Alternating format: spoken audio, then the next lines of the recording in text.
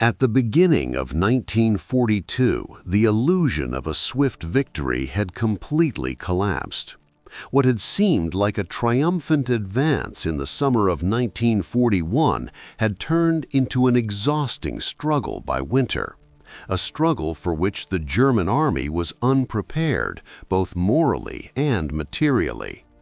The Lightning War that had brought the Third Reich victories in Poland, France, and the Balkans had lost its effectiveness across the vast expanses of Eastern Europe. The entire strategy was based on the assumption that the Soviet Union would collapse after the first devastating blows. The German command believed the Red Army to be poorly organized, demoralized, and incapable of prolonged resistance. It was planned that the main Soviet forces would be destroyed near the borders, and the capture of Moscow would mark the political and psychological end of the war. In Berlin, they spoke not of years, but of weeks and months. The first months of the offensive only reinforced this confidence. Soviet armies were encircled, entire fronts ceased to exist, and hundreds of thousands of soldiers were taken prisoner. The Wehrmacht advanced rapidly, but behind this speed lay a dangerous problem. The front was stretching out, and the rear lagged behind. Roads were broken, railway tracks used a different gauge, and the supply of fuel, ammunition, and food was increasingly disrupted. The army was advancing faster than it could be supplied. With every kilometer deeper into the USSR, it became clear that the country was not breaking. Even after losing vast territories, the Soviet leadership did not ask for peace. On the contrary, industry was massively evacuated beyond the Urals, new divisions were formed, and the population was mobilized for a war increasingly seen as a fight for survival itself. When November came, followed by winter, the situation changed dramatically. German soldiers faced the frost without proper equipment. Their uniforms offered no protection against the cold, tents were scarce, and machinery failed. Tanks would not start, weapons jammed, and the wounded froze in field hospitals. A war planned for summer and autumn suddenly became a struggle against cold, hunger, and exhaustion. Near Moscow, the German offensive finally stalled. The Red Army, which had been retreating just months earlier, gathered reserves and launched a counteroffensive. German units, which had considered themselves invincible, were forced to fall back. This was not just a military blow, it was a psychological one. The myth of the Wehrmacht's absolute superiority vanished. From that moment on, the war on the Eastern Front ceased to be a war of maneuvers and rapid decisions. It turned into a war of resources, factories, human reserves, and endurance. Despite enormous losses, the Soviet Union had space, people, and industrial potential to continue the fight. Germany, however, found itself drawn into a conflict for which it was unprepared. By the beginning of 1942, the main truth had become clear. The chance for a quick victory was lost. From then on, every subsequent operation was an attempt to correct past mistakes. Every campaign was a high-stakes gamble. The failure of the Lightning War meant that Germany had entered a war of attrition, where time no longer worked in its favor.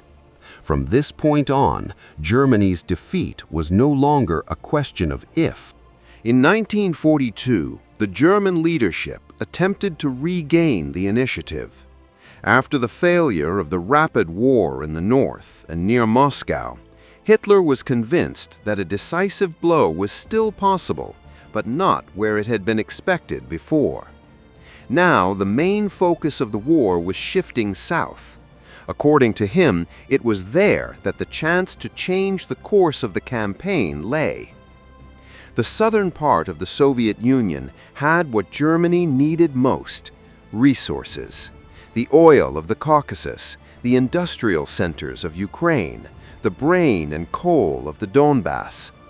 Without these, the USSR would weaken and the German economy would gain new life. Hitler believed that capturing these territories would compensate for the failure near Moscow and force the Soviet leadership either to surrender or lose the ability to continue the war. In the spring and early summer of 1942, the Wehrmacht concentrated its forces on the southern direction. Unlike the chaotic decisions of the previous year, this offensive was planned as a carefully calculated operation. German troops moved forward again, and in the initial stages they experienced success. Soviet units retreated, entire regions came under German control, and it seemed that strategic initiative was returning to Berlin. However, beneath the outward confidence lay old problems that had not disappeared.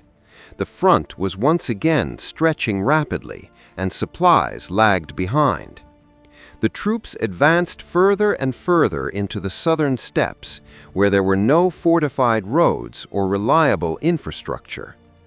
Every kilometer forward made the army more vulnerable. The biggest mistake was the splitting of the attack. Part of the forces was directed toward the Caucasus, the other toward Stalingrad. Instead of a single decisive direction, there were two, and neither received enough resources for a rapid success. German troops were losing the ability to maneuver, and reinforcements were lacking. Stalingrad, which initially had secondary importance, gradually became a symbol. The city became not only a strategic point on the Volga, but also an object of Hitler's personal ambitions. The offensive, which was meant to achieve objectives, turned into an end in itself. The battles in the city dragged on, exhausting German units and diverting forces from the main task, securing the flanks. Meanwhile, the Soviet command observed carefully. It understood that the enemy was repeating old mistakes. While the main forces of the Wehrmacht were drawn into urban fighting and the advance in the Caucasus Mountains, the flanks were covered by Germany's weaker allies. It was there that Soviet reserves were accumulating. By the end of 1942, it became clear the southern offensive had not brought a strategic breakthrough. It had only drawn Germany deeper into a war it could no longer control. Instead of a decisive victory, the Wehrmacht faced a stretched-out front, exhausted armies, and a future catastrophe already forming on the banks of the Volga.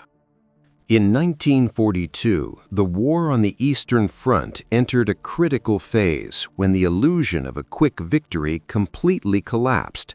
After the failure of the Blitzkrieg near Moscow and the unsuccessful offensive in the north, the German command was forced to revise its plans.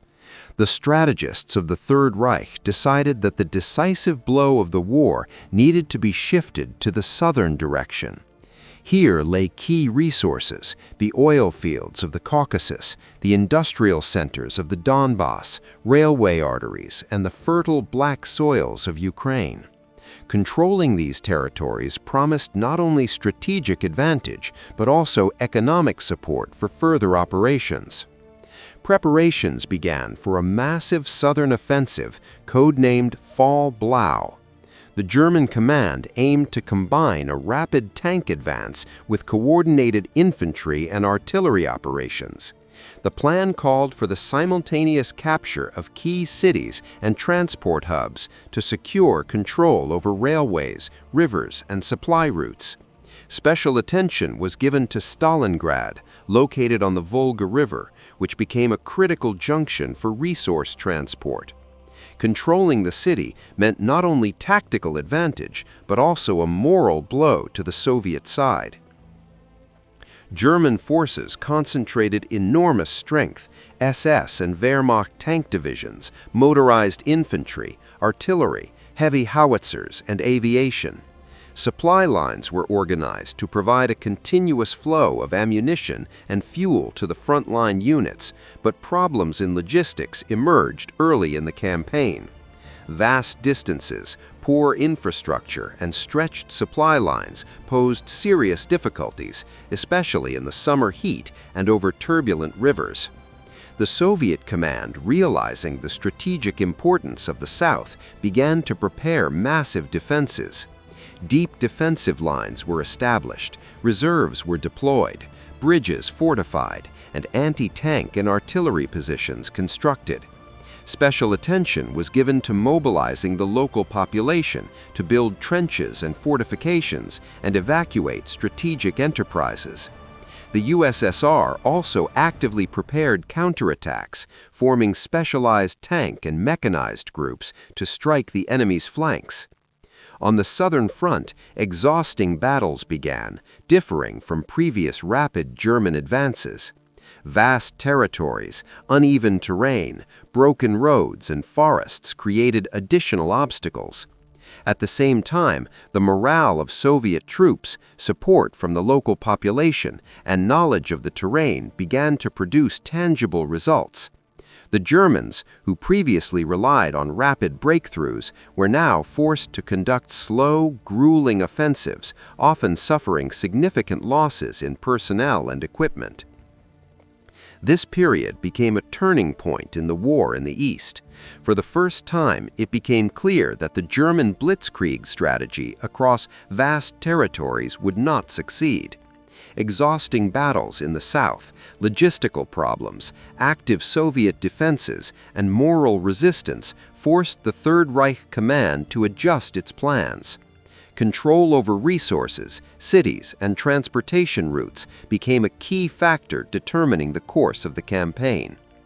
At the same time, for the Soviet side, this campaign provided an opportunity to learn how to conduct mobile defense, effectively use reserves, and prepare for large-scale counteroffensives. On the southern front, the foundations were laid for major battles that would determine the course of the war in the following years, particularly the Battle of Stalingrad and subsequent operations in the Caucasus and Donbass. In conclusion, 1942 on the Southern Front demonstrated that the war had become prolonged and exhausting, that blitzkrieg plans had failed, and that the ability of both sides to adapt to new conditions, fight for strategic resources, and endure heavy battles under extreme pressure and massive losses became decisive. In 1942, the German summer offensive received a new name and new hopes. Operation Blue was conceived as a decisive step following the failure of the Blitzkrieg. It was intended to restore strategic initiative to Germany, deliver a fatal blow to the USSR, and secure resources for the Third Reich, without which continuing the war was becoming increasingly difficult. At the center of the plan were the southern territories, the Caucasus, and the Volga. After the harsh winter of 1941-42, the German command focused on concentrating forces. At least, that was how it appeared on paper. The offensive was supposed to be rapid, deep, and decisive. It was planned to break through Soviet defenses, destroy the troops in the south, and seize the oil fields of the Caucasus. Oil was seen as the key to victory. Without it, the USSR would lose mobility, while Germany would gain a strategic advantage. The beginning of the operation was marked by successes. Soviet forces retreated, the front line collapsed, and the Wehrmacht advanced, restoring confidence in its strength. It seemed that the lessons of the previous year had been learned, and the plan was working. However, very quickly, the strategy began to change during its execution. The most fatal decision was the division of forces. Hitler personally intervened in the course of the operation, changing priorities. Part of the troops was sent to the Caucasus, while another part went to Stalingrad. Instead of a single clear strike, two directions appeared, competing for resources, reinforcements, and the attention of command. The armies lost cohesion, and there were not enough reserves to accomplish two large-scale objectives simultaneously. The further the offensive progressed, the more old problems emerged. Logistics could not keep up with the front. Supplying fuel and ammunition in the steppes and mountains became increasingly difficult. Roads were overloaded, equipment wore out, and human losses grew. The army advanced without a secure rear. Operation Blue gradually lost its initial purpose. The capture of resources never took place, and Stalingrad, which had initially been just a point on the map, turned into the center of the entire campaign. Instead of maneuver and rapid breakthrough, the war became positional and exhausting again. The Wehrmacht became bogged down in battles that yielded no strategic result. By the end of 1942, it became clear that Operation Blue had failed to achieve its main objectives. It did not break the Soviet Union, nor did it provide Germany with the necessary resources. On the contrary, the offensive further stretched the front, exhausted the army, and created conditions for a Soviet counteroffensive, which turned German ambitions into disaster. While the fate of million-strong armies was being decided on the Eastern Front, in 1942 the war was changing course far from the steppes of Ukraine and the banks of the Volga. North Africa became another place where the strategic balance began to shift. It was here that it first became clear that the Axis powers were gradually losing their ability to control events. At the beginning of the year, the German-Italian forces under Rommel still retained a reputation as a dangerous and highly mobile opponent. The Afrika Korps knew how to fight quickly, using the desert as a space for sudden strikes. However, beneath this outward confidence lay a weakness: dependence on maritime supply routes. Every tank, every shell, and every liter of fuel had to pass through the Mediterranean, which was increasingly controlled by the Allies. The climax of this confrontation came at the Battle of El Alamein. Here, the Axis offensive was finally stopped. Allied forces, enjoying numerical superiority and steady supplies, were able not only to hold their positions, but also to go on the offensive. For the German-Italian forces, this was a turning point. For the first time, Rommel was forced not to plan a breakthrough, but to think about retreat. At the same time, another event was unfolding in North Africa with far-reaching consequences. The Allied landings in Morocco and Algeria opened a new front. Axis forces found themselves caught between two blows, from the east and the west. What had previously seemed a secondary theater of operations suddenly became a strategic trap. For Germany, this meant the loss of initiative not only in Africa, but on a broader scale. Resources that could have been used on the Eastern Front had to be redirected to support their allies and counter the British and American advance. The war demanded choices, and making those choices was becoming ever more difficult. The defeats in North Africa also had a psychological effect. For the first time, it became clear that Germany could lose not just on one front, but on several simultaneously. In 1942, Africa ceased to be a distant periphery of the war and became yet another proof that strategic advantage was gradually shifting to the Allies. It was here, among the sands and deserts, that it became evident the war was entering a phase in which initiative no longer belonged to the Third Reich. The African front became a harbinger of the major defeats that were already closing in on Germany from all directions. In 1942, the war finally ceased to be a collection of separate fronts and transformed into a single global conflict. Events in Europe, Africa, and the Pacific no longer existed in isolation. They were now interconnected by a shared logic of attrition and industrial capacity. It was in this year that it became clear the outcome of the war would be decided not only on the battlefield, but also in factory workshops and along sea routes. After the United States entered the war, the balance of power began to shift slowly but inexorably. At first, the American Army was not yet fully ready for large-scale ground operations, but the main strength of the United States lay not in immediate victories, but in resources. Industry, which had previously served civilian needs, rapidly transitioned to military production.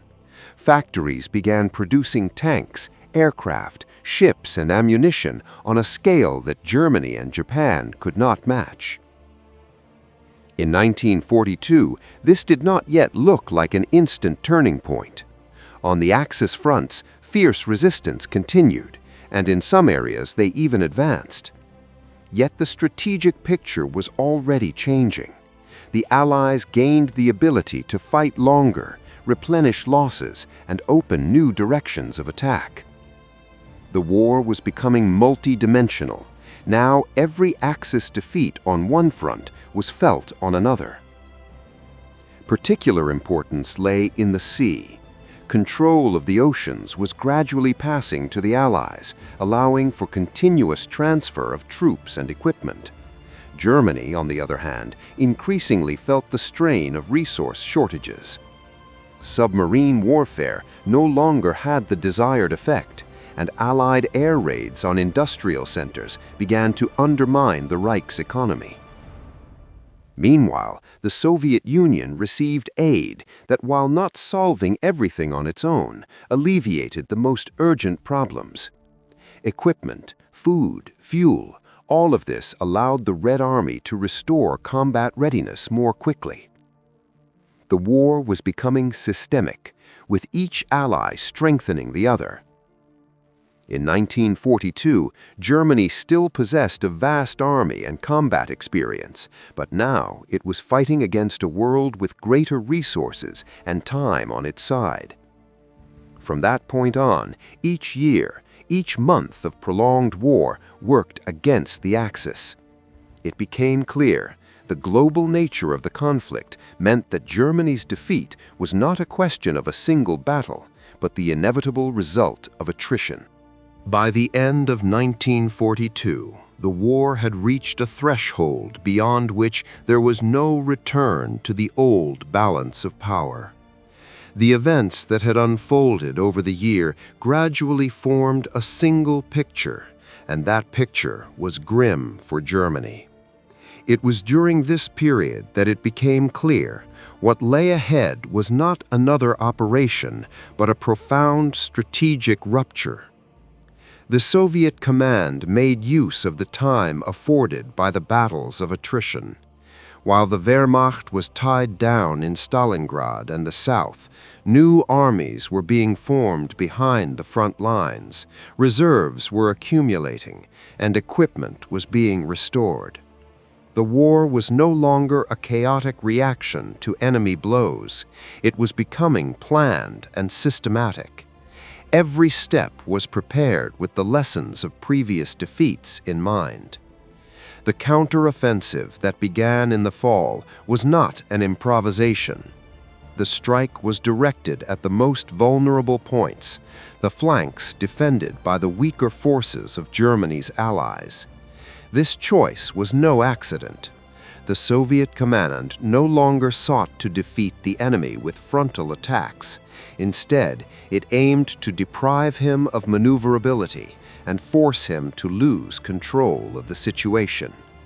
When the encirclement around the German forces closed, it became clear that this was not a local setback. The encirclement of a large Wehrmacht formation meant a loss of initiative at the strategic level. For the first time, Germany faced a defeat that could not be hidden or explained away as a temporary difficulty. The psychological effect was enormous. The image of the German army as a force capable of always escaping the most difficult situations disappeared. Soldiers and officers for the first time realized that the war could be lost not sometime in the distant future, but right now. This mood gradually penetrated all levels of command. The end of 1942 marked the beginning of a new phase of the war. From that point on, strategic initiative increasingly passed to the Soviet Union and the Allies. Germany could still resist, carry out individual offensives, and hold the front, but it no longer dictated the overall course of events. This is why 1942 went down in history as the moment when preparations for a turning point became a reality. Defeats did not yet mean immediate collapse, but they laid the foundation for the Third Reich's future catastrophe. From this moment on, the war was no longer moving toward balance, it was moving toward an inevitable conclusion.